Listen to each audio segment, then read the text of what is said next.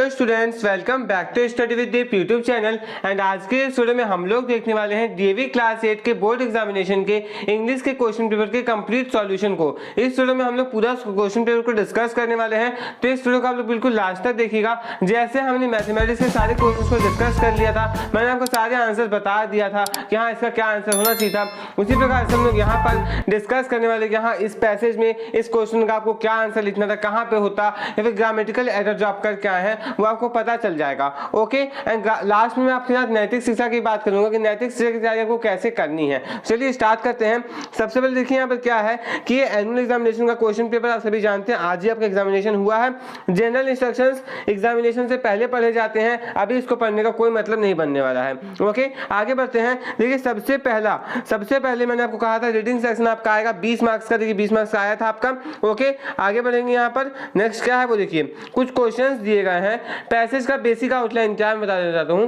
Passage का जो आपका बेसिक आउटलाइन है ये है ना कि एनिमल्स के तरफ जो मेंस का क्यूरियोसिटी है, ओके, जो मैन आज के टाइम पे एनिमल्स को परेशान करते, पोच करते, किल करते हैं, उसके बारे में कहा गया है। और लास्ट में आपको ये एक डेटा दिया गया है कि आखिर मानव को जानवरों से किस प्रकार की दुश्मनी है।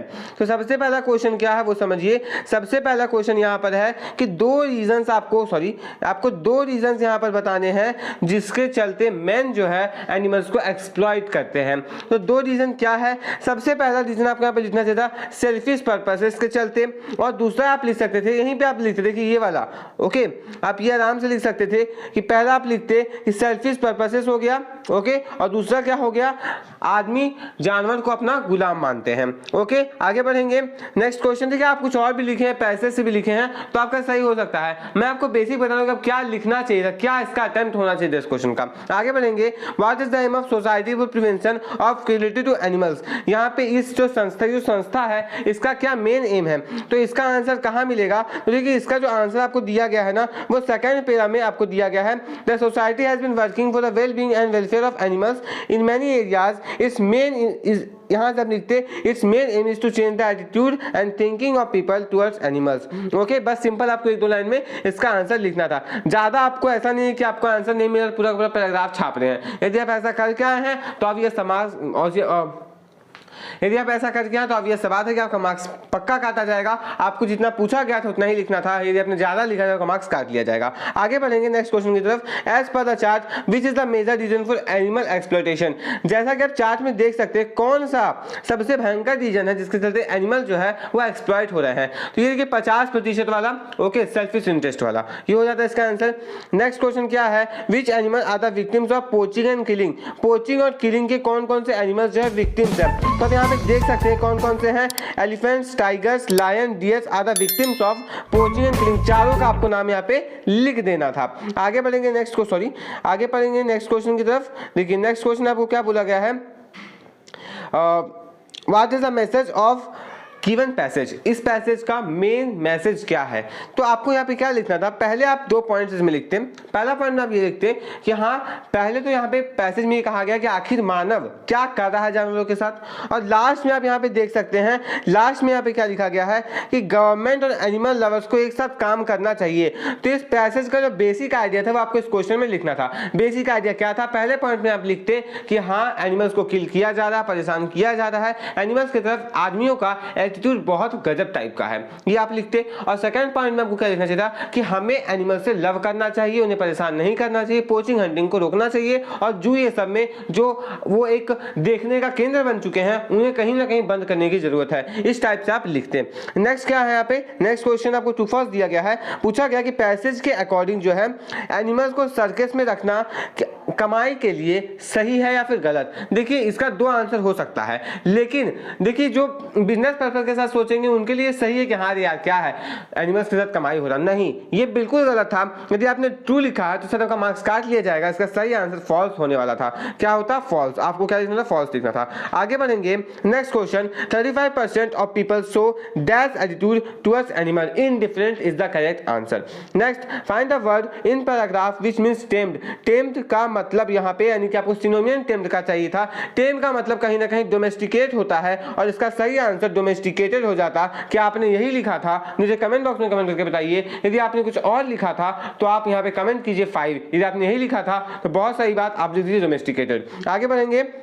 इस टाइप के क्वेश्चन आपसे हमेशा पूछे जाते हैं। अब यहाँ पर ना ये जो पैसेज था, यदि आपने प्रीवियस ईयर क्वेश्चन पेपर को करके गए थे आप, तो आप काफी खुश होंगे क्योंकि ये पूरा का पूरा passage previous year question paper से आया है और वो मैंने प्रीवियस ईयर क्वेश्चन पेपर आपको दिया भी था। तो जिसने ये क्वेश्चन पेपर किया होगा पक्का वो फायदे में होंगे। ओके, क्योंकि बिल्कुल यही क्वेश्चन 2-3 साल पहले आया है। कब आया मुझे ध्यान में नहीं है, लेकिन आ चुका है जैसे कि पैसेज के अकॉर्डिंग मुझे याद है। आगे बढ़ेंगे। यहाँ पर क्या क्वेश्चन है? Given you 2 factors that make Indian cardamom unique in taste and smell, यानी कि इंडिया का जो कार्डमम है वो बहुत ज़्यादा यूनिक है स्मेल में, टेस्ट में। इसका क्या रीज़न है आपको यहाँ पे लिखना था। इसका आंसर मिलता कहाँ सर? तो देखिए इसका आंसर यहाँ पे आपको यहाँ मिलता कि इंडिया में जो क्लाइमेट है वो वार्म ह्यूमिड है। 2 ही रीजंस लिखने थे तो आप लिखते हो warm humid climate first point में। सेकंड पॉइंट में आप लिखते हैं कि लोमी सॉइल है, रिच इन ऑर्गेनिक मैटर है, या फिर डिस्ट्रीब्यूटेड रेनफॉल है। ये आपने सब भी लिख दिया है, लेकिन 2 पॉइंट्स का यूज किया, आपका मार्क्स नहीं कटेगा। 1 पॉइंट में सब लिखा है, पक्का मार्क्स काट लिया जाएगा। आगे बढ़ेंगे। देखिए मैं आपको यहाँ पे इसलिए कह रहा हूँ मार्क्स काट लिया जाएगा, आपको डरना नहीं है। यदि आपने 1 पॉइंट पे भी लिखा है तो मार्क्स काटा जा सकता है, काट लिया जाएगा नहीं, काटा जा सकता है। ये टीचर पे डिपेंड करेगा। देखिए क्योंकि 2 रीजंस पूछे गए थे, आपको 2 रीजंस अलग अलग तरीके से लिखना था। एक में आप लिखते दूसरा, एक में आप लिखते दूसरा, तो आपको मार्क्स पक्का मिलता। यहाँ पे तो टेंशन की बात है, जब एक ही में लिखा तो ऐसा भी टेंशन का बात नहीं, टीचर्स पे डिपेंड करेगा ये बात। आगे बढ़ेंगे। यहाँ पर नेक्स्ट है identify the figure of speech used in the expression as long as the human race. देखिए नेक्स्ट क्वेश्चन हमें पूछा गया है what is the special about the quality of Mysore cardamom.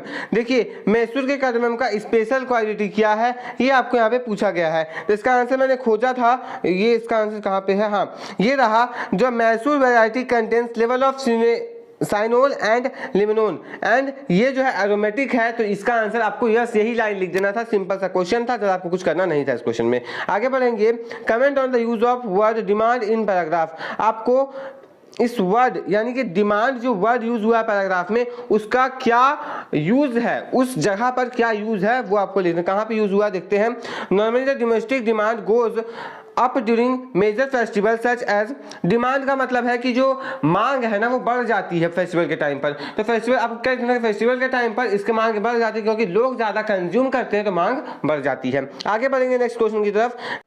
देखिए यहाँ पे जो नेक्स्ट क्वेश्चन आपसे पूछा गया है कि आपको मेन रीजन बताना है। जो रीजन आपको किस चीज़ के लिए बताना है कि ग्वाटेमाला से जो कार्डमम है वो चीपर रेट्स पे मिल रहा है, या फिर यहाँ पे बता रहे हैं कि अवेलेबिलिटी वहाँ से ज़्यादा है। तो ऐसा क्यों है, वहाँ पे ज़्यादा अवेलेबल क्यों है ये चीज़। तो आपको लास्ट में इसका आंसर मिल रहा है कि ग्वाटेमाला से जो आपका कार्डमम आता है वो चीपर रेट्स में इसलिए आता है क्योंकि उसका लो क्वालिटी है और वहाँ पे अवेलेबिलिटी जो है ज़्यादा है। हमेशा 2200 टन वहाँ पे हर साल जो है वो फॉर्म होता है। इस प्रकार से आपको इसका आंसर लिख देना था। आगे बढ़ेंगे।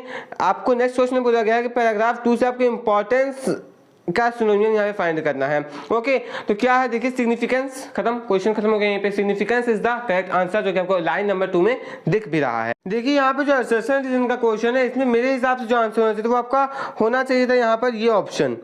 ओके ये वाला ऑप्शन मेरे हिसाब से सी ऑप्शन जो करेक्ट होना चाहिए था, मुझे ये लग रहा है। आपको क्या लगा था, आपने क्या किया, नीचे कमेंट बॉक्स में कमेंट करके रीजन के साथ बताइएगा। आगे बढ़ेंगे यहाँ पर नेक्स्ट क्वेश्चन की तरफ। आपको पिक्चर को क्या करना है, आइडेंटिफाई करना है और मोस्ट एक्सपेंसिव स्पाइस इसमें से आपको छाट के लिखना है। तो आप लोग ये सब पहचान लेंगे कौन सी चीज़ क्या है। आप नीचे कमेंट बॉक्स में कमेंट कर देंगे इसमें सबसे एक्सपेंसिव क्या है। देखिए इस टाइप के क्वेश्चंस का आंसर मैं आपको बताऊंगा तो टाइम बहुत ज़्यादा लगेगा, क्योंकि सारे को आप पहचानते हैं। आप एक में तेजपत्ता दिख रहा है, एक में कार्डमम है, ओके, एक में इसे दालचीनी कहते हैं और एक में इसे ध्यान से केसर है शायद ना, एक केसर है। तो सबसे महंगा क्या है आप लोग नीचे कमेंट बॉक्स में कमेंट करके बताइए। आगे बढ़ेंगे। What does the writer mean by saying it is often adulterated, यानी कि वो अक्सर अडल्टरेटेड रहता है। इसका क्या मतलब है, क्या उसके ओरिजिनल शेप को अल्टर किया जाता है या फिर उसमें कुछ सब्सटेंस को मिलाया जाता है। इसका जो सही आंसर था वो ये होता कि उसके सब्सटेंस को कहीं ना कहीं कुछ मिलाया जाता है, ओके, और उसे थोड़ा अलग टाइप से दिखाया भी जाता है। तो मेन छेड़छाड़ उसके सामान के साथ की जाती है, उसके सब्सटेंस में कुछ चीज मिलाया जाता है, प्योर तो बनाया नहीं जाता है और उसके टेक्सचर को चेंज करके कोई फायदा हो नहीं रहा है। ओके आगे बढ़ते हैं। विच is the main producer of cardamom in India. India में मेन प्रोड्यूसर कार्डमम का कौन है। आप देख सकते हैं कर्नाटक प्रोड्यूसर्स 25%, ऊपर देखिए केरल जो है वो मेन प्रोड्यूसर है, तो इसका आंसर केरल हो जाता। आगे बढ़ेंगे नेक्स्ट क्वेश्चन की तरफ। Choose the picture that is suitable for cardamom cultivation. Cardamom के कल्टीवेशन के लिए कौन सा जो सॉइल है वो बेस्ट सुटेबल है। तो पहले आपको यहाँ पे क्या देखना कि यहाँ पे क्या लिखा गया है, कौन सा बेस्ट सुटेबल है। तो सॉइल आपको दिया गया होगा, सॉइल देखते हैं कौन सा यहाँ पे लिखा गया था, दैट इज लोमी सॉइल। तो लोमी सॉइल आपको खोजना है यहाँ पे, लोमी सॉइल कौन सा है, ऑप्शन नंबर ए में ही लोमी सॉइल, वही हो जाएगा इसका answer. Which characteristics of cardamom does the writer want to convey in the following line. Cardamom is queen of all spices and has a history as old as human race, outdated, aromatic, out of reach, expensive, traditional, no longer used. तो क्या है कि वो cardamom है, यानी कि वो queen है, रानी है। तो यहाँ पे सबसे पहले मेरे हिसाब से यहाँ पे आना चाहिए एक्सपेंसिव। तो एक्सपेंसिव किस ऑप्शन में, 4, तो 4 होना चाहिए, 4 सभी में है तो 4 होगा ही होगा। उसके बाद क्या है, outdated, aromatic, out of reach. Out of reach कहीं ना कहीं मुझे नहीं लगता यहाँ पे राइटर कहना चाह रहे हैं, आउट ऑफ रीच मुझे नहीं लगता यहाँ पे होने वाला है, तो आउट ऑफ रीच नहीं हो सकता यहाँ पर। उसके बाद क्या है, आउटडेटेड। आउटडेटेड का मतलब यहाँ पे इस क्वेश्चन में नहीं निकल रहा है, तो बच गया एरोमेटिक एक, एक्सपेंसिव एक, 2 4 हो गया। ट्रेडिशनल पुराने जमाने से चला आ रहा है तो 5वां तो होगा ही होगा। और नेक्स्ट क्या है, नो लॉन्गर यूज्ड, कैसे नहीं, आज भी यूज किया जाता है। तो मैंने आपको रीजन के साथ बताया है, इसका ऑप्शन सी सही होना चाहिए, जिसने मैंने टिक करके रखा है सही टिक करके रखा है। आगे क्या है, which of the following is the purest variety of cardamom. इनमें से कौन सा जो है प्योरेस्ट वैरायटी होगा कार्डमम का, आप इसे कमेंट बॉक्स में कमेंट करके बताइए। आगे बढ़ते हैं हम लोग। देखिए सारे क्वेश्चन मैंने टच कर ही दे रहा हूँ, कुछ क्वेश्चन आप मुझे कमेंट बॉक्स में कमेंट करके बताइए ताकि वीडियो ज़्यादा लॉन्ग नहीं हो। आगे बढ़ेंगे, राइटिंग सेक्शन में हम लोग आ चुके हैं। राइटिंग सेक्शन में सबसे पहला क्वेश्चन आपको एक नोटिस लिखने का था और एक ईमेल लिखने का था। नोटिस किस टॉपिक पे लिखना था, नोटिस आपको क्या करना था कि एक जनरल अवेयरनेस क्रिएट करना था पीपल के बीच में कि आप रोड सेफ्टी पर थोड़ा ध्यान दें। आप इसमें क्या लिख सकते थे, this is to inform all the peoples of this society of this area to drive safely, not to rush on the road. इस प्रकार से आपको थोड़ा बना करके लिखना था। देखिए 5 नंबर का था ना ये, हाँ 5 नंबर का था शायद ये वाला, आपको पूरा का पूरा 4 नंबर का था, तो आपको पूरा का पूरा 4 नंबर मिलता। देखिए फॉर्मेट का 1 मार्क्स तो पक्का मिलता, कंटेंट आप लिखते उसका मिलता आपको 2 मार्क्स, और फ्लुएंसी का आपको 1 मार्क्स मिलता। फ्लुएंसी एक्यूरेसी क्या होता है, आपने कितना सही लिखा, टू द पॉइंट बात लिखा कि नहीं, बातों को बनाया तो नहीं, वर्ड लिमिट को एक्सीड तो नहीं किया, इन सारी चीजों पे आपको मार्क्स दिया जाता है। ओके, तो क्या लिखते, पहले आप बिल्कुल जो फॉर्मेट था वो लिखते, उसके बाद आप लिखते हैं यहाँ पर कि this is to inform all the peoples of this area not to rush on the road, drive safely, wear helmet. इस प्रकार से चीजें आपको यहाँ पे लिख देनी थी। नेक्स्ट यहाँ पे क्या है कि आप श्वेता है और आपका ब्रदर, आपका जो भाई है वो फर्स्ट प्राइज जीता है इंटर स्कूल डिबेट कॉम्पिटिशन में, तो आपको एक ईमेल लिखना है 50 वर्ड्स में ना, हाँ 50 वर्ड्स में आपको ईमेल लिखना है और उसके सक्सेस पर उसे कॉन्ग्रेचुलेट करना है। ओके, तो आपको क्या करना है, ईमेल लिखना है। तो आप यहाँ पे क्या लिखते हैं, कांग्रेचुलेशन ईमेल। पहले तो फॉर्मेट आपको आना चाहिए, फॉर्मेट का 1-2 मार्क्स मिल गया आपको। उसके बाद मेन बॉडी में लिखते हैं कि हाँ मुझे पता चला कि तुमने इस कंपटीशन को जीता है, तुम्हारी सक्सेस में बधाई। आप इंड करते, ज्यादा लिखना नहीं था आपको इसमें, क्योंकि देखिए फॉर्मेट लिखते लिखते 20 से 30 वर्ड निकल जाता है, आप ज्यादा लिख देंगे तो आपको फिर मार्क्स काट लिया जाएगा। आगे बढ़ेंगे, नेक्स्ट क्वेश्चन क्या है, exposure to media messages a part of modern life and in particular teenagers are attracted to the lifestyles, products or behaviors that celebrities promote on social media. The need of hour to help teenagers balance the influence of social media with other physical and creative life. You are Aditya of class 8. Write a letter to the editor of a national daily expressing your views on the impact of media on teenagers. Teenagers के media का क्या impact पड़ रहा है, simple सा आपको इस पे एक आर्टिकल कहीं ना कहीं लिख देना था, सॉरी एक लेटर आपको यहाँ पे लिख देना था एडिटर को। ओके, लेटर टू एडिटर का फॉर्मेट मैंने आपको बताया था गाइस, मैंने आपको कल ये भी कहा था कि नीचे डिस्क्रिप्शन पे मैं आपको स्पेशल प्लेलिस्ट का लिंक दे रहा हूं। मैंने कल कहा था आपको, वहां से आप लोग जाकर के लेटर टू एडिटर कर लीजिएगा। और देखिए टॉपिक भी वही आया है जो आपके सिलेबस में था, तो यदि आप बेसिक आइडिया लेके गए थे क्या लिखना है और यदि आप फॉर्मेट जानते थे तो आपने इस क्वेश्चन को बिल्कुल सही किया होगा। क्वेश्चन 8 मार्क्स का था, आप समझ सकते हैं कितना इंपॉर्टेंस था इस क्वेश्चन का। जिसने इस क्वेश्चन को छोड़ दिया या सिर्फ फॉर्मेट लिख करके आ गए तो 6 से 7 मार्क्स उनका ऐसे ही चला गया, और जिन्होंने अटेम्प्ट ही नहीं किया उनका 8 मार्क्स पूरा चला गया। तो ये क्वेश्चन जो है है मेजर पार्ट था आपके क्वेश्चन पेपर का। किसने किसने इस क्वेश्चन को किया है नीचे कमेंट बॉक्स में 8 लिख करके बताइएगा। मैंने 5 पहले यूज करवा लिया है, अब आपको 8 लिखना है जिसने इस क्वेश्चन पेपर को किया था। ओके, नेक्स्ट यहाँ पे क्या है कि यदि आपने इस क्वेश्चन को किया है गाइस और आपको पता था कि टॉपिक आ सकता है, यदि सिलेबस में करके गए थे तो अच्छी बात है। ठीक है, देखिए मैंने आपको पहले भी कहा था, कल भी कहा था कि जो टॉपिक आपको सिलेबस में दिया गया है उसी से आएगा, बाहर से नहीं आएगा। तो बस आपको 8-9 टॉपिक्स दिए गए थे, उसी से आए हैं, आप देख भी सकते हैं। आगे बढ़ेंगे, यहाँ पे और करके दिया गया है केयरिंग फॉर एल्डरली में आपको यहाँ पर एक आर्टिकल लिखना था। ये भी क्वेश्चन बहुत पॉपुलर है, शायद पिछले साल भी ऐसा क्वेश्चन आ चुका है। देखिए यदि आप नहीं भी पढ़ के गए थे ना तो एल्डर का केयर आप कैसे कर सकते हैं या फिर मीडिया का इंपैक्ट क्या है टीनेजर्स पर। आप भी फिलहाल टीनेज में ही है, कहीं ना कहीं आपको पता होना चाहिए कि क्या इंपैक्ट है। आप देखते होंगे सेलिब्रिटीज आते हैं, बहुत सारी चीजें बताते हैं, लोग कॉपी करने की कोशिश करते हैं, बच्चे जिद करते हैं, बच्चे अपने पिताजी से जिद करते हैं मुझे यही चाहिए, ये यूज कर सकते तो मैं क्यों नहीं। इस टाइप की चीजें आती है, लोगों पर बच्चों पर गलत इंपैक्ट पड़ता है। ये सारी चीजों को आपको बना करके इस क्वेश्चन में लिख देना था। आगे बढ़ेंगे नेक्स्ट क्वेश्चन की तरफ। अब यहाँ पर आ जाइए आपके एडिटिंग वाले पार्ट में। एडिटिंग वाला पार्ट इस बार बहुत ईजी आया था, सिंपल सा था। सबसे पहले आपको एक करके दिया गया था कि क्या करना है, एक जगह दा करके दिया गया था। आपको नेक्स्ट बताता हूं मैं। देखिए यहाँ पे नो के जगह पर, न्यू की जगह पे कहीं ना कहीं नो होना चाहिए था। आगे बढ़ेंगे, his scientific acumen and was also, and was नहीं, यहाँ पे बट होना चाहिए था, but was also well loved as a teacher. Next है Kalam always remark that he wanted to यहाँ पे नहीं, बी आप चेंज होता, बीन जो है इसके जगह पे बी आता, to be remembered as a teacher and never let go of any opportunity. 4 की जगह पर टू आता, टू टीच। सिंपल क्वेश्चन था, बहुत कुछ नहीं करना था, बस यदि आपने अंडरलाइन करके नहीं लिखा था आपके मार्क्स काट लिए जाएंगे। अब आप सोच रहे होंगे सर क्या करना था, हमें पूरा पैराग्राफ छापना था? जी नहीं, आपको क्या लिखना था अपनी कॉपी में, एक साइड आपको लिखना था इनकरेक्ट, जैसा कि आपको दिया गया, इस साइड लिखना था करेक्ट। इनकरेक्ट वाला यहाँ लिखते, करेक्ट वाला यहाँ लिखते। मार्क्स कैसे मिलता है? यदि आपने इनकरेक्ट को पहचान लिया है लेकिन करेक्ट गलत किया, आपको आधा मार्क्स मिल जाएगा। यदि आपने इनकरेक्ट को नहीं पहचाना और करेक्ट सही कर दिया तो आपको मार्क्स नहीं मिलेगा। ठीक है, आगे बढ़ेंगे। यस, गलती नहीं पहचान रहे हो, सुधार दे रहे हो तो मार्क्स नहीं मिलेगा। ओके, नेक्स्ट क्या है, the following sentences are not in correct sequence. Sequence में सजाना है, ये तो आप बचपन से करते आ रहे। कहानी जो आप पहले अपने एक्सरसाइज में किया करते थे ना, कहानी बनाते थे, कहानी पढ़ते थे और कहानी फिर आप क्या करते थे, यानी कहानी लिखा होता था, कहानी पढ़ते थे तो सीक्वेंस में सजाते थे। बस वही यहाँ पे करना है। क्या होगा, सबसे पहले देखिए, सबसे पहले क्या था कि प्लास्टिक बैग्स को हम लोग वेरियस पर्पज के लिए यूज करते, सबसे पहले आ जाता सी। उसके बाद क्या है, these are easily available in the market and thus use. देखिए इस ऑप्शन को ये पहले, अब इसको आप हटा दीजिए यहाँ पर से, ये कर गया आपका।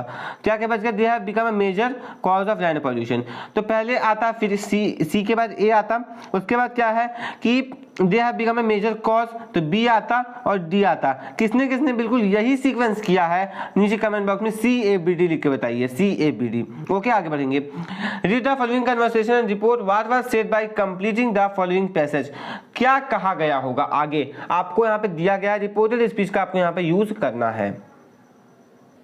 देखिए क्वेश्चन 7 की यहाँ बात करें ना, तो सबसे पहले Rohan asked the policeman standing there where his car was. क्या होता है, where his car was. Second क्या है, and he remembered parking if it there. The policeman replied that the car had been towed अवे, the car had been towed away as he parked in the no parking zone. Rohan requested the policeman to excuse him and said that he would not repeat that mistake again. ये होता, और last में होता the policeman told him to pay 500 rupees as a fine, 500 rupees as a fine and take his car. Okay, बहुत simple सा था, ज़्यादा कुछ करना नहीं था इस क्वेश्चन में भी। आगे बढ़ेंगे। हाँ आइए, choose the correct word from the options to complete the following passage. आपको ना करेक्ट वर्ड चुनना है।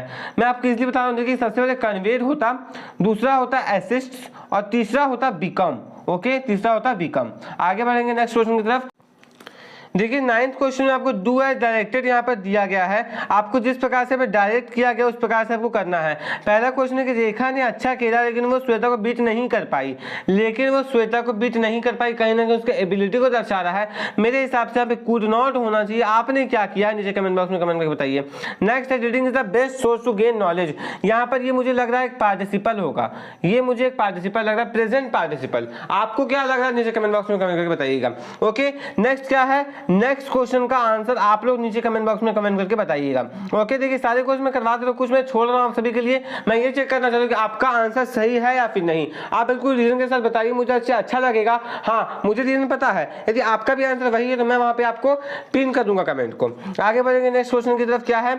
सेक्शन सी लिटरेचर वाला पोर्शन। देखिए अब यहाँ पर क्या है, who is the young boy in the poem, कौन है APJ Abdul Kalam. What does the business time refers to, business time का मतलब था कि वो पढ़ाई भी करते थे और उस जस्ट पढ़ाई करने से पहले वो पेपर बेचा करते थे। तो selling the newspaper in the before studying is called is the business time refer here. आगे क्या है, explain the pain talk about in the extract. Extract में किस पेन की बात की गई है? देखिए वो बहुत दूर जाते थे पेपर को बेचने के लिए, उस पेन की बात की गई है कि वो लड़के यानी कि एपीजे अब्दुल कलाम, वो छोटा सा लड़का उस टाइम कुछ नहीं मेहनत करता था, बाद में वो कहाँ पहुंच गया।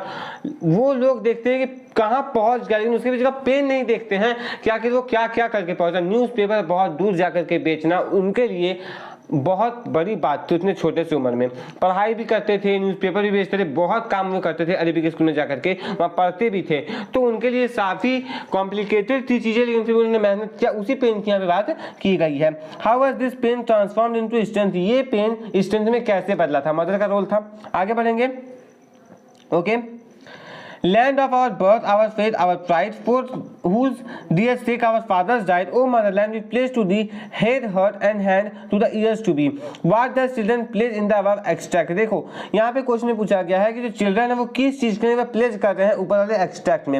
वो कह रहे हैं कि हमारे जन्म, जहाँ हम लोगों ने जन्म लिया वो वही धरती है, हमारा फेथ है, हमारा प्राइड है और हम इसकी सदा इज्जत करेंगे। ओके, इसके भलाई के लिए हमारे फादर्स, हमारे जो पूर्वज है वो मर गए, तो हम क्यों नहीं इस पर प्राण न्यौछावर कर सकते हैं, हम भी इसके लिए बहुत कुछ करेंगे। आगे है for whose dear sake our fathers died, which fathers is the poet just talking about. यहाँ पे जो पोएट है ना वो किस फादर की बात कर रहे हैं। देखिए इस क्वेश्चन में आपको ज़रा डीपर मीनिंग में नहीं जाना था। यहाँ पे बोला गया है कि हमारे सेक के लिए, हमारी भलाई के लिए हमारे फादर्स डेथ कर गए। तो इसका मतलब है जो ब्रिटिशर्स थे उस टाइम पर जो भी दिक्कत हो रहे थे उसको किसने टैकल किया था, हमारे पूर्वज ने। हो सकता है आप नहीं जानते हैं, आपके दादा परदादा, आपके परदादा के दादा कुछ ऐसे होंगे जिन्होंने लड़ाई किया होगा देश को आज़ाद कराने के लिए। आप सभी को तो जानते नहीं ना कि वो क्या करते थे, उनके आपके दादा क्या थे, यानी आपके परदादा क्या थे, उनके दादा क्या थे, आप ये नहीं जानते हैं। ओके, हो सकता है कि आपके दादा के बारे में बात हो सकता है आपके दादा एक स्वतंत्रता सेनानी हो सकता है कि नहीं हो सकता है, बिल्कुल हो सकता है। ओके, तो इसी फादर्स की बात की गई, यानी हमारे फादर्स की बात कहीं ना कहीं यहाँ पे की गई, हमारे पूर्वजों की बात की गई है। Identify the literary device used in the last line. Last line में कौन सा लिटरेरी डिवाइस यूज हुआ है?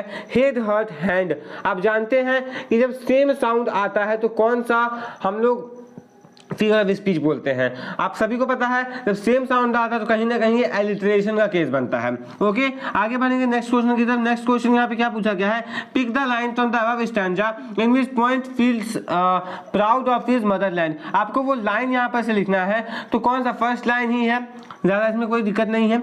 ओके, सॉरी फर्स्ट लाइन नहीं, फर्स्ट लाइन नहीं, सेकंड लाइन इसका सही आंसर हो जाएगा। Okay, second line, for whose dear sake, sorry for whose dear sake our fathers died, ये इसका सही आंसर हो जाएगा। आगे बढ़ेंगे नेक्स्ट क्वेश्चन की तरफ। क्या है यहाँ पर, देखिए आपको ना दो एक्सट्रैक्ट दिए गए, कोई एक ही आपको करना था। पिछले वाले क्वेश्चन में आपको कोई एक ही करना था। ओके, देखिए यहाँ पे क्या है, I won't have much money, perhaps I won't be able to pay you, it does not matter sir, I have saved some money so I did not need any now, but I want to stay here sir, it's my home. Who are the speaker one, speaker two, यहाँ पे speaker one कौन है, speaker two कौन है। Why do speaker one not able to pay speaker two, speaker one speaker two को क्यों नहीं pay कर सकता है। What is the job of speaker two, speaker two का जॉब क्या है। Fourth question, which line shows the speaker two is attached to that household. ये तो सिंपल क्वेश्चन थे, आप लोग इस इसका आंसर कर सकते थे। आगे बढ़ेंगे, ये देखिए आपका चैप्टर था फन डे हैड से क्वेश्चन आया हुआ है। It was a very old book, who found the real book and from where, कहाँ से मिला था, किसे मिला था, ये लिखना था। Why were the pages of the book yellow and crinkly, बहुत पुराने बुक थे। What was actually funny about the book, यानी कि बुक के बारे में फनी चीज क्या था, बुक के बारे में फनी चीज क्या था कि वहाँ पे जो बुक्स में जो वर्ड थे वो मूव नहीं कर रहे थे, वो चिपके हुए थे एक जगह पर, ये था। What was the subject matter of real book that they found, यानी कि मेन सब्जेक्ट क्या था उस बुक का, ये आपका में पूछा गया है। जिसने कहानी पढ़ के गया होगा, एक्सप्लेनेशन जो देख करके गया होगा, इस क्वेश्चन को करके आया होगा। आगे बढ़ेंगे, 6 क्वेश्चन आपको करने थे, यहाँ पे आपको 7 दिए गए थे। ओके, देखिए, अपने बुद्धिमत्ता को प्रूव करने के लिए विजडम का जो अनोखा तरीका था सारे क्वेश्चंस को आंसर करने का, वो किस प्रकार का था, वो आपको लिखना था। Explain your views about mister hill during the first scene of the play. आपका पहले यानी जो फर्स्ट सीन था प्ले का, उसे देख करके आपके मन में मिस्टर हिल को लेकर के कौन कौन से विचार उत्पन्न हुई, क्या था, वो थोड़ा र्यूड थे, वो नौकर की समस्याओं को नहीं समझते थे। ये सब आप यहाँ पे इस क्वेश्चन में लिख सकते थे, ज्यादा नहीं लिखना था, 30 से 40 वर्ड में लिखना था। Okay, next, the title of the story the undeserved reward. Undeserved reward यानी कि एक ऐसा रिवार्ड जो डिजर्व ही नहीं करते थे, वो उन्हें मिला।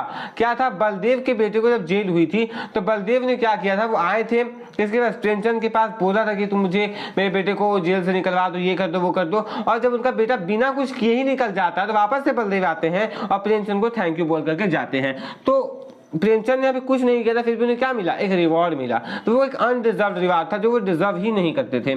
आगे क्या है, what is the Alexander pope idea of successful life.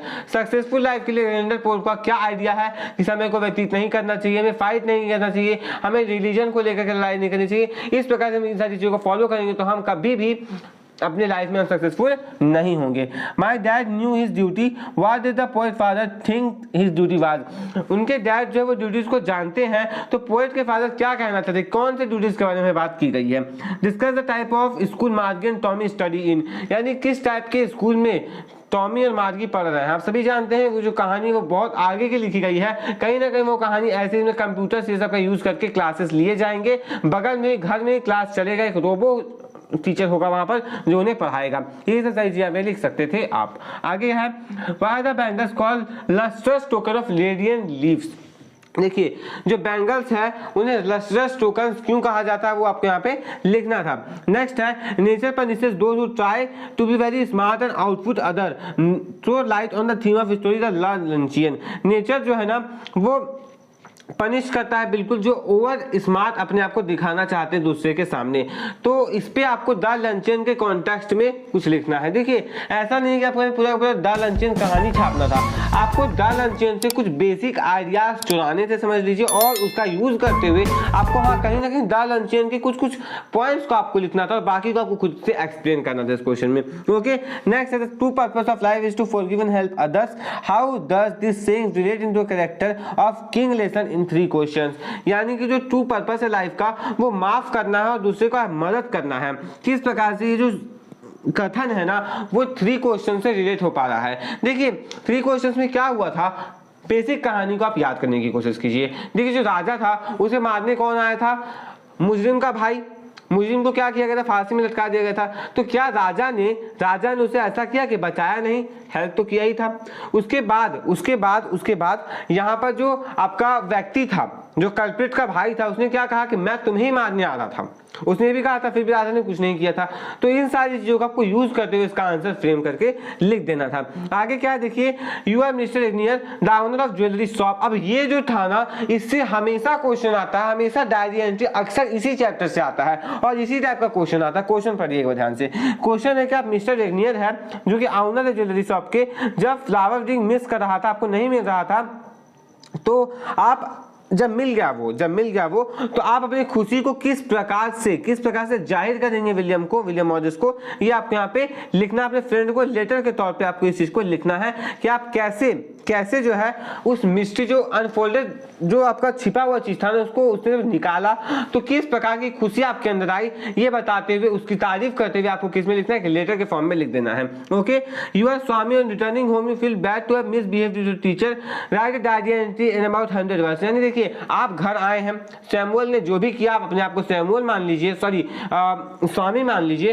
और सैमुअल के साथ सैमुअल टीचर जो थे उनके साथ स्वामी ने जो भी गलत किया था उन सभी को याद करते हुए आपको यहाँ पे डायरी एंट्री में लिखना था। तो सिंपल क्वेश्चन पेपर, मैं तो कहूंगा कि ये क्वेश्चन पेपर बहुत इजी आया था। आपको कैसा लगा नीचे कमेंट बॉक्स में कमेंट करके बताइएगा। गाइस देखिए, क्वेश्चन पेपर इजी था, मानिए चाहे नहीं, क्वेश्चन पेपर आपका इजी था। क्वेश्चन पेपर बहुत ज्यादा हार्ड नहीं आया था, क्योंकि पहले क्वेश्चन पेपर हार्ड आते थे, लोगों से डायरी एंट्री के टॉपिक्स नहीं बनते थे, लिखा क्या जाए समझ में नहीं आता था, ऐसे टॉपिक्स उठा के दिए जाते थे। लेकिन इस बार पेपर में इजी कहीं ना कहीं बहुत सारी चीजें थी, ग्रामर सेक्शन भी आपका इजी था। यदि आपने हल्का सा एफर्ट भी डाला होगा ना, आपने एक दिन में पूरा अच्छे से पढ़ाई कर लिया होगा स्ट्रेटेजी को देख करके, तो आप अच्छा मार्क्स ले आ पाएंगे।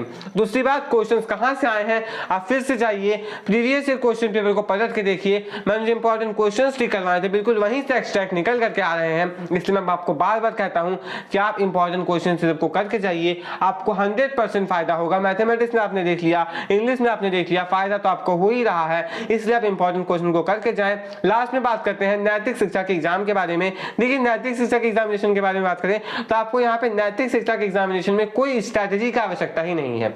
नैतिक शिक्षा एक बहुत ही इजी बुक है, आपका एक सब्जेक्ट है जिसका बुक बहुत पतला सा है, आप उसके चैप्टर्स को सिर्फ पढ़ते चले जाइए, बस बेसिक कॉन्सेप्ट को समझने की कोशिश कीजिएगा, कल जब एग्जामिनेशन होगा तो आपको याद आते चला जाएगा। देखिए नैतिक शिक्षा रटने की चीज नहीं है, आपका दिमाग भी उसमें चेक होता है और कहीं ना कहीं आपके दिमाग को चेक करने के लिए ही आपको एक दिन का भी गैप नहीं मिला है। अक्सर होता क्या था कि 1-2 दिन का गैप मिलता था, ओके गैप नहीं मिला है, खुद से तैयारी कीजिए। इसके लिए कोई ऐसा इंपॉर्टेंट सब्जेक्ट ये है नहीं कि स्ट्रेटेजी आपको चाहिए होगी। ओके आगे बढ़ेंगे, कल कैसा क्वेश्चन आएगा तो आपको नैतिक शिक्षा में कुछ नहीं करना है। नैतिक शिक्षा का 3-4 क्वेश्चन पेपर करके जाइए, ज्यादातर क्वेश्चन 40 से 50 मार्क्स का क्वेश्चन हर बार रिपीट होता है, इस बार भी रिपीट हो जाएगा हो सकता है, तो 3-4 साल के क्वेश्चन पेपर को करके चले जाइए, आपको फायदा होगा।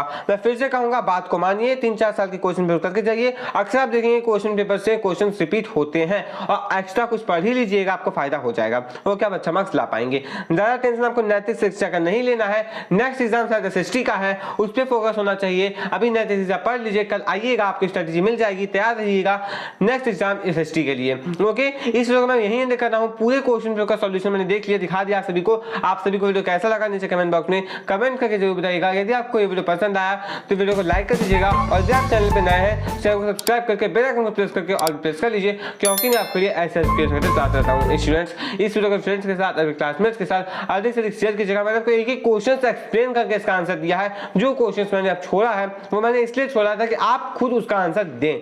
मैं चाहूं तो उसका कमेंट में आंसर दे दूंगा, मैं कोशिश करूंगा कमेंट में आंसर दे दिया जाए, आप लोग उसका आंसर पहले देख करके रखिएगा। मिलते हैं नेक्स्ट वीडियो में किसी नए स्ट्रेटेजी या क्वेश्चन पेपर के सॉल्यूशन के साथ। Thanks for watching.